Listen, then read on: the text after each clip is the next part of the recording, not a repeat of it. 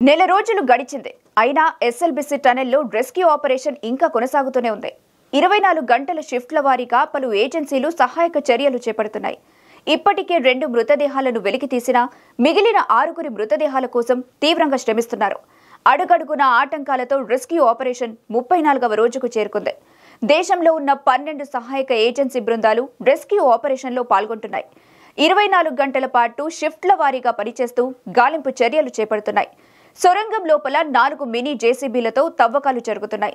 పెద్ద ఎత్తున బురద, సిమెంట్ ఫలకాలు ఉండటంతో వాటిని కన్వేయర్ బెల్ట్ ద్వారా బయటికి తరలిస్తున్నారు. 2.5 కిలోమీటర్లకు ఒక పంపింగ్ స్టేషన్ చొప్పున 5 పంపింగ్ స్టేషన్లు ఏర్పాటు చేసి నిమిషానికి 5,000 లీటర్ల నీటిని కృష్ణా నదిలోకి వదులుతున్నారు. సహాయక చర్యలకు అడుగడుగున ఆటంకం కలుగుతున్న రెస్క్యూ బృందాలు నీటిని, బురదను తొలగిస్తూ ముందుకెళ్తున్నారు. ఎస్ఎల్బీసీ టనెల్ సహాయక బృందాల ఉన్నతాధికారులతో ప్రత్యేక అధికారి శివశంకర్ లోతేటి సమీక్ష నిర్వహించారు. టనెల్ లోపల చిక్కుకున్న వారి ఆచూకీ తెలుసుకునేందుకు రెస్క్యూ బృందాలు నిర్విరామంగా పనిచేస్తున్న విధానాన్ని ఆయన అభినందించారు.